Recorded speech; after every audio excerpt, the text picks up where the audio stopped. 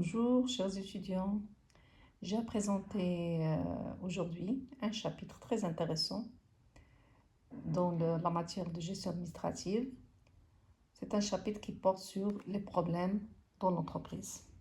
Comme vous savez, tout individu ou organisation est un jour confronté à un ou plusieurs problèmes dont certains peuvent présenter un caractère répétitif. Par exemple, on peut être confronté au sein d'une entreprise à la baisse du chiffre d'affaires, ou bien aux problèmes de réclamation, ou bien aux problèmes de retard de livraison et beaucoup d'autres problèmes. Alors, pour résoudre un problème, différents points, différentes étapes doivent être poursuivies.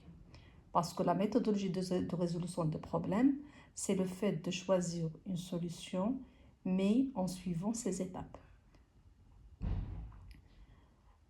Alors, la première des choses, il faut d'abord savoir identifier le problème.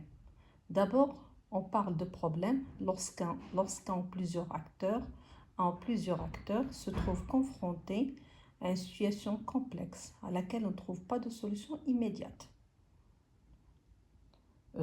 Par exemple, une situation qui ne convient pas à un ou plusieurs acteurs, une différence entre objectifs à atteindre et réaliser, une situation dans laquelle un ou plusieurs éléments perturbateurs empêchent d'avancer et d'obtenir des résultats souhaités, et ainsi de suite. À noter que certains problèmes peuvent également en cacher un ou d'autres derrière la baisse de la productivité d'un salarié, par exemple. Par exemple, une assistante peut se cacher, derrière l'assistante peut se cacher un problème relationnel dans le service. Face à ce type de problème, les réactions peuvent être diverses.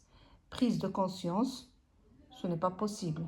Il faut faire quelque chose, ou encore proposition spontanée de solution sans connaître les origines du problème. Le résultat risque d'être inadapté, donc rapidement laissé de côté, ou on risque de mécontenter les interlocuteurs et d'avoir encore plus de problèmes, démotivation, etc. Donc la démarche de résolution de problème doit permettre de résoudre un problème de manière définitive pour améliorer la situation. Alors, pour pouvoir identifier correctement, il faut savoir soulever les acteurs, c'est-à-dire savoir quels sont les acteurs impliqués. C'est qui les acteurs? Ce sont tout simplement un individu ou des individus, ou bien le groupe de travail à l'origine du problème, ou bien concernés par le problème. Ça peut être des dirigeants, des cadres, des employés qui sont impliqués et qui doivent être identifiés en identifiant aussi leur niveau et qui peuvent aider à résoudre ce problème. Donc tout le monde est impliqué. Alors, une fois que j'identifie le problème, parce que lorsque j'identifie le problème, je peux identifier 1, 2, 3, énormément de problèmes. Alors, qu'est-ce que je dois faire? Parce que je ne peux pas résoudre tous les problèmes en même temps. Alors, je dois passer à la deuxième étape. La deuxième étape, c'est la caractérisation des problèmes. C'est quoi caractériser un problème? Déterminer la typologie d'abord. Premièrement, il faut commencer la typologie des problèmes en fonction de l'origine. D'où vient le problème? Est-ce que c'est un problème organisationnel? Par exemple, les définitions de postes dans les différents services ne sont pas clairement établies. Ça vient de l'organisation. Deuxième problème institutionnel. Les dirigeants de l'entreprise ne donnent pas de consignes suffisamment claires, ce qui engendre des problèmes dans la gestion du personnel. Problème humain, par exemple le management trop autoritaire des cadres crée une mauvaise ambiance au sein de l'entreprise. Ça peut être aussi problème informationnel. La gestion des relations clients est inefficace car l'assistant de gestion ne dispose pas d'informations lui permettant d'envoyer par exemple les courriers dans les délais fixés. Donc là, ce sont des exemples. Donc ici, on essaie tout d'abord de déterminer la typologie en fonction de l'origine. Deuxièmement, toujours en caractérisant. Il faut définir la typologie des problèmes en fonction de l'ampleur. Ici, c'est pas, pardon, ici, c'est pas la présentation, c'est pas en fonction de, parce que j'ai répété 2 fois en fonction de l'origine, ici en fonction de l'ampleur. C'est là on a un problème qui peut être simple, moyennement simple ou très complexe. Afin d'évaluer son ampleur, on le caractérise en fonction des critères proposés par la méthode CEFUGE. Ici, je répète, ce n'est pas en fonction de l'origine, c'est en fonction de l'ampleur. C'est-à-dire, est-ce que ce problème il est complexe? Supposons que j'ai listé, en identifiant, j'ai listé une dizaine de problèmes. Alors, je commence dans un tableau et grâce à la méthode CEFUGE, je mets complexité. Dans la première colonne, est-ce que la complexité est simple, moyennement simple ou bien très complexe? Je vois, par exemple, la complexité elle est très simple. Par exemple, ça dépend du problème. Pour chaque problème, je vais essayer de faire ceci. Je passe à l'importance. La même chose, simple, moyennement simple, très complexe. La fréquence, l'urgence, la gravité et l'étendue. Alors, à la fin, lorsque je vois tous les problèmes qui sont caractérisés, je dois choisir quel est le problème qui a plus de l'ampleur. C'est quoi le problème qui a plus de l'ampleur? C'est tout simplement le problème qui est très complexe, très important, très fréquent, urgent, très grave, très étendu. Donc, c'est avec ce problème-là qu'il faut commencer. Donc, je choisis le problème en fonction de l'urgence et de l'importance, bien sûr. Alors, une fois que j'ai caractérisé le problème, c'est-à-dire savoir avec quel problème commencer à résoudre, je passe à l'analyse. Alors, l'analyse aussi passe par plusieurs étapes. Alors, la première étape, c'est l'analyse d'un problème par la grille de Cantilien. Ce sont les questions clés. Je pose la question quoi, de quoi s'agit-il, quel est l'objectif, qui est concerné par le problème, qui est l'acteur concerné, quel est l'exécutant, qui sont les destinataires, quel est le service concerné aussi, où a lieu la situation, bien sûr c'est à l'intérieur de l'entreprise, mais à quel poste, à quel service, sur quel document par exemple, quand, à quel moment a lieu la situation, dans quel délai, depuis combien de temps se produit cette situation. Est-ce que cette situation revient-elle souvent? À quel moment de la journée ou du mois? Pour la question comment est réalisé le travail? Avec quel outil? Avec quel outil on réalise le travail? Et quelles sont les procédures mises en œuvre? Quels sont les matériels aussi utilisés? Pourquoi? Ici, on va poser la question dans quel but? Pourquoi la situation apparaît-elle ainsi? Alors là, c'est la première étape d'analyse. Deuxième étape, là, ce sont les outils. Donc, une fois que j'ai détecté quel est le problème que je vais prendre en charge, il y a plusieurs outils qui peuvent détecter, qui peuvent analyser, pardon, ce problème pour connaître les causes. Alors, le premier outil qu'on va voir et que je vais expliquer dans cette vidéo, c'est le diagramme cause-effet. On l'appelle diagramme cause-effet, diagramme d'Ishikawa, ou bien diagramme en arête de poisson. Et il y a des diagrammes à 5M, 6M, 7M. Ça dépend de ce qu'on vous demande. En général, ici, on utilise toujours les 6M. Mais si on vous demande on utilise les 5M, si on vous donne les 6M, on ajoute tout simplement le management. Et pour l'autre M, le 7e, ce sont les moyens financiers. Alors, le diagramme d'Ishikawa, c'est aussi, comme je viens de dire, appelé diagramme à 5M, 6M ou 7M, est un outil permettant d'analyser les causes de problèmes afin d'identifier l'origine de problèmes. Je vais analyser les causes, je vais les représenter pour voir d'où vient le problème. Son objectif est de permettre au chef d'entreprise de visualiser là où les causes de problèmes à traiter en priorité. J'ai un problème. Alors, le problème peut avoir plusieurs causes. Donc, je dois connaître là où les causes à traiter en priorité.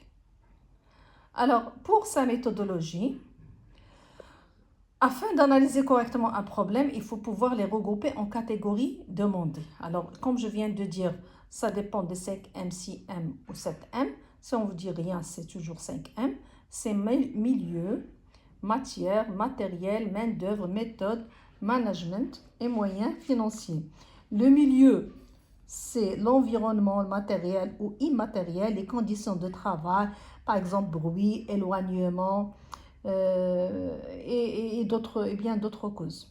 La matière, c'est la matière première traitée, informations, marchandises, des imprimés, des documents. Ça dépend de chaque problème. Le matériel, ce sont des machines utilisées qui sont souvent en panne ou bien en nombre insuffisant ou inadapté. La main-d'œuvre, c'est tout simplement le personnel. Ça peut être peu compétent, mal formé, non motivé, absent, en nombre insuffisant, etc. C'est-à-dire le personnel en nombre insuffisant.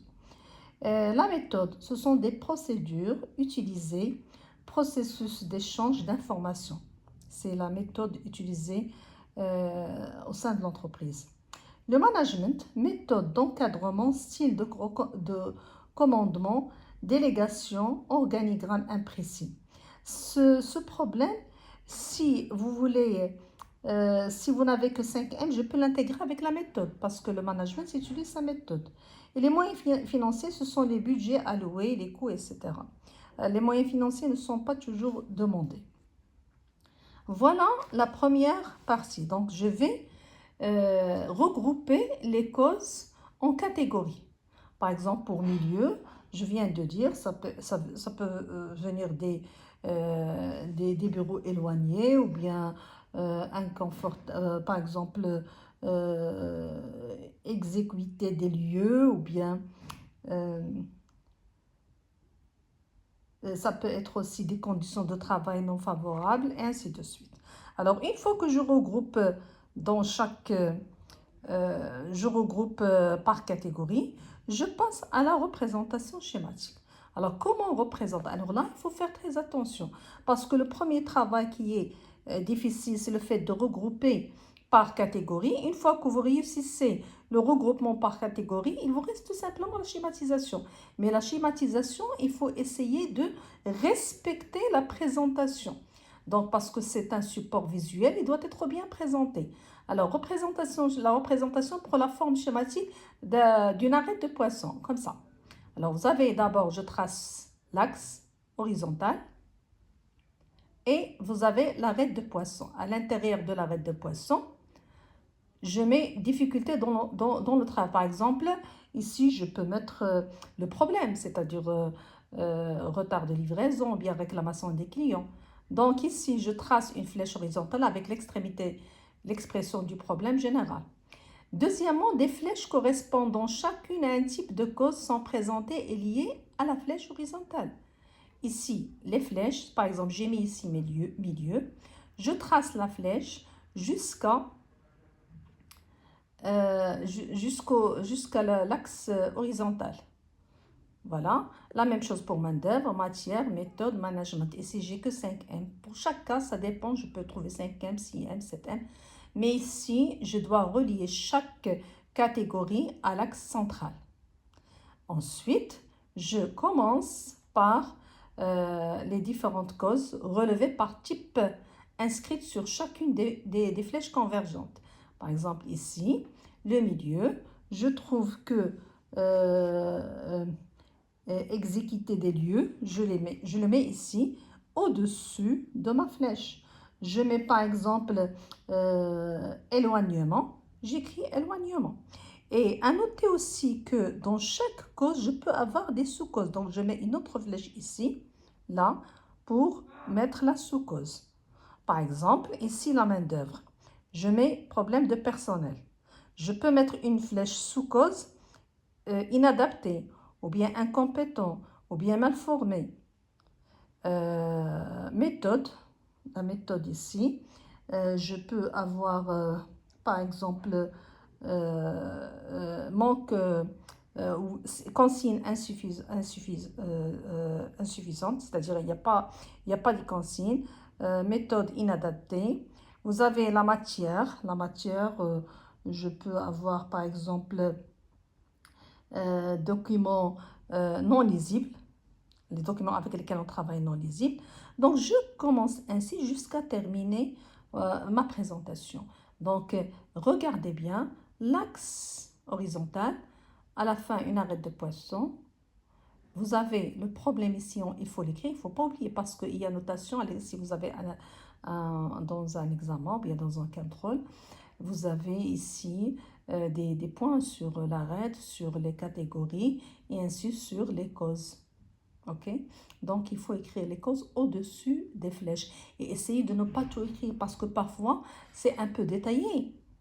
Vous ne devez pas tout écrire. Par exemple, on peut vous donner une phrase qui concerne tout simplement que le personnel euh, il est mal formé. Donc, non-formation du personnel. J'essaie d'abréger ici. Hein. C'est pas abrégé, mais de résumer, ne pas trop écrire pour garder le schéma très visuel et très bien présenté. Voilà pour la présentation. J'ai ici un exemple. Regardez l'exemple ici. Source, organisation et planification, Nathan, nouvelle édition. C'est un livre que je consulte. Il y a des cours et des exercices. Par exemple, ici, on nous demande de rechercher les causes de dysfonctionnement à l'aide d'un outil adéquat. Difficulté, par exemple, dans le travail. Alors ici, on a essayé de relever la même chose ici que 5M. Alors, regardez comment ça est présenté. Donc, dans un cadre, je présente les catégories. Ensuite, les flèches. Regardez, les flèches, attention. Cette flèche-là, il marque bien la catégorie. Par exemple, si l'éloignement du travail, si vous n'avez pas mis de flèche, je ne sais pas est-ce que ça a rapport avec main-d'œuvre ou bien avec milieu. Donc, il faut mettre bien la flèche, c'est-à-dire que cette cause-là est relative au milieu. Donc, j'ai ambiance peu conviviale, éloignement du lieu de travail, anonymat des locaux. Pour le management, ici, il y a hiérarchie imprécise. La méthode, problème de circulation des informations. Matière, absence d'informations sur les voyages. Main-d'œuvre, on a faible formation en anglais, surcharge de travail, insuffisance d'effectifs à certaines heures, manque de connaissances entre les équipes. Alors, j'espère que vous avez assimilé le diagramme d'Ishikawa. Il y a un autre exemple ici. Je l'ai soulevé du livre Organisation et planification première année édition Fouché. Problème du photocopieur dans le service administratif. Alors ici, j'ai milieu, matériel, matière, main-d'œuvre, méthode. Ce sont les catégories les plus demandées. Je vois ici milieu, pas de local approprié, trop grande chaleur, il y a de la chaleur. Classement document impossible, il n'y a pas de place pour classer. Alors regardez, là je vois, vous voyez là, la flèche, il est lié à celle-là. Mais qu'est-ce qui marque que cette flèche indique matériel? C'est la flèche ici, parce que je vois, d'après mon expérience, il y a des étudiants qui ne présentent pas ces flèches-là. Alors que ces flèches, elles sont très importantes. Il faut savoir bien présenter un diagramme d'Ishikawa. Donc, essayez de relier la flèche à l'axe de la catégorie qui convient. Donc, ici, transparent, impossible à faire. Réglage, luminosité limitée, c'est le matériel. Pas d'option couleur. Panne fréquente. Donc, tout ça, ce sont des causes qui sont relatives au matériel. La matière, papier utilisé trop fin. Encre de mauvaise qualité. Donc, vous voyez là, la matière avec laquelle on travaille, parce que là, on parle de problème de photocopieur. La main-d'œuvre, mauvaise utilisation des options. Le personnel n'utilise pas les options. Pas de formation sur le matériel. Vous voyez? Il n'a pas de formation, donc ça vient du personnel. La méthode, il y a des consignes non respectées. Si j'ai pas de consignes, c'est les méthodes. Mais ici, consignes non respectées, donc c'est le personnel qui ne respecte pas les consignes. La méthode, ici on a le mode d'emploi perdu, pas de planning pour l'entretien, mauvaise gestion des commandes papier. Donc là, un autre exemple pour construire un diagramme. Donc là, je fais les faits, c'est-à-dire le problème, c'est photocopieur défectueuse. Donc ici, les causes des problèmes, ici, on a les faits. Alors, j'espère que c'est clair pour le diagramme d'Ishikawa. Veuillez me notifier vos remarques et vos questions si vous n'avez pas bien compris. Je suis prête à vous répondre et à vous aider pour passer votre examen final de BTS pour tous les étudiants qui ont cette matière. Et merci pour votre attention.